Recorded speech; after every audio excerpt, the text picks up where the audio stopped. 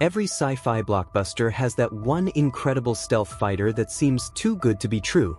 Well, in the real world, the YF-23 Black Widow 2 was exactly that.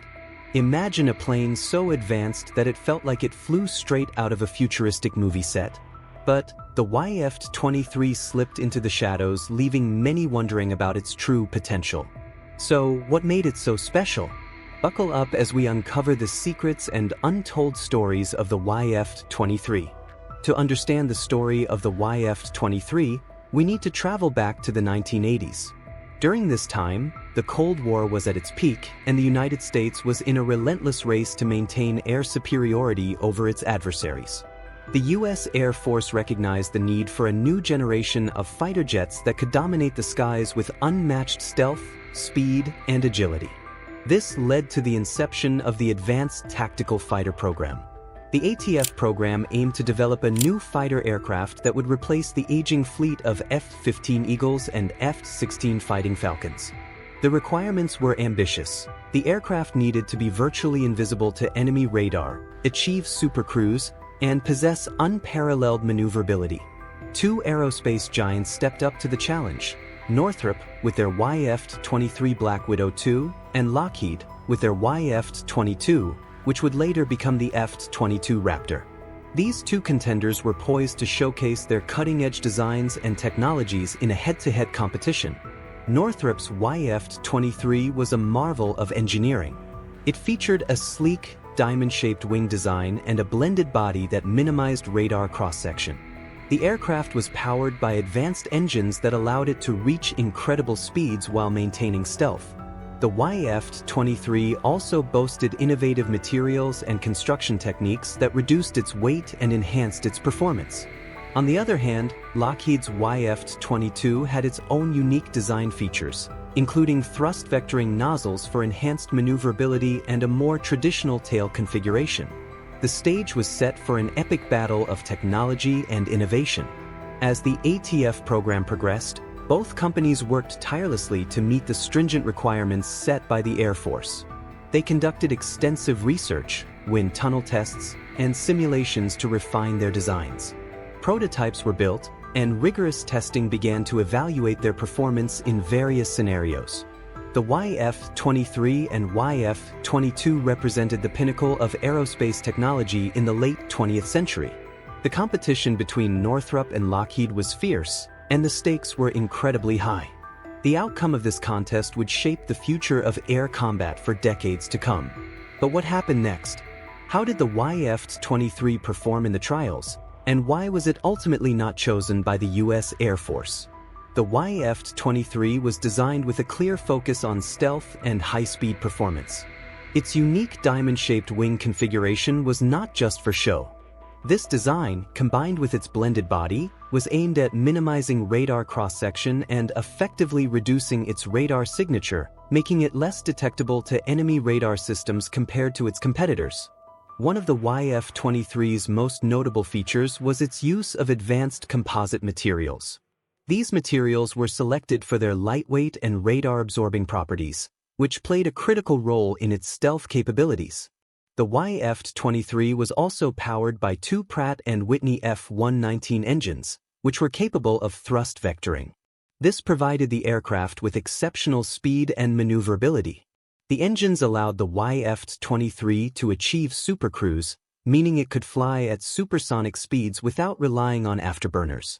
This capability was a significant advantage in terms of fuel efficiency and maintaining stealth. In terms of performance, the YF-23 was designed to reach speeds of around Mach 2.2. Its aerodynamic design, coupled with advanced avionics, provided pilots with superior situational awareness and stability at high speeds. The aircraft's design also included features such as a forward-swept wing and canards, which contributed to its agility. Despite its impressive capabilities, the YF-23 faced stiff competition. The YF-23 faced some challenges. One of the critical factors that influenced its lack of adoption was its relatively higher cost and complexity. The YF-22, with its more traditional design and proven technology, was seen as a more practical choice for the Air Force. The YF-22's thrust vectoring and advanced avionics provided it with greater agility, which was deemed crucial for the intended role of the aircraft. Moreover, the YF-23's advanced stealth features and design were praised, but the complexity of its systems and the high costs associated with its development were significant concerns. The decision-makers at the Air Force also took into account the overall risk and long-term operational costs, which played a role in their decision to favor the YF-22. As the competition progressed, both aircraft underwent extensive testing to assess their performance under various scenarios. The results showed that while the YF-23 excelled in stealth and speed, the YF-22's versatility and lower operational costs made it a more attractive option. So, what did these tests reveal about the YF-23? How did it perform under the pressure of real-world scenarios? This was where the aircraft's capabilities were rigorously assessed to determine how well they aligned with the demanding requirements of the Advanced Tactical Fighter program. Both the YF-23 and its competitor, the YF-22, were nearly evenly matched in terms of core specifications. Both prototypes had similar engine performance with around 35,000 pounds of thrust each and the ability to achieve Mach 2.2 top speeds. They also had comparable combat operating ranges, though there were notable differences. The YF-23 was a lighter aircraft with a maximum range of up to 4,800 kilometers, surpassing the F-22's range of 3,200 kilometers. Its airframe design featured a radar cross-section that was almost invisible, akin to the stealth capabilities of the B-2 bomber. This superior stealth was one of the YF-23's standout features, potentially offering unique advantages in stealth operations. In terms of speed, the YF-23 demonstrated impressive performance. It was capable of supercruise up to Mach 1.6, allowing for high-speed flight without the need for afterburners. This capability would have been beneficial for beyond visual range engagements, enabling longer periods of supersonic flight while maintaining stealth. With afterburners engaged, the YF-23 could achieve a top speed of Mach 2.6, slightly faster than the F-22's Mach 2.2, though the exact top speeds of both aircraft remain somewhat speculative.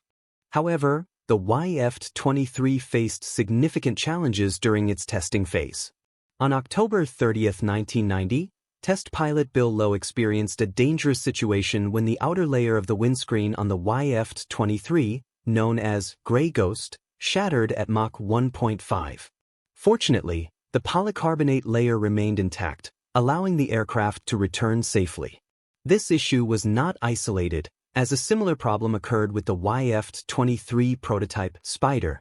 These windscreen failures were serious, as any breach in the specially designed windscreens could increase the radar cross-section, compromising the aircraft's stealth capabilities.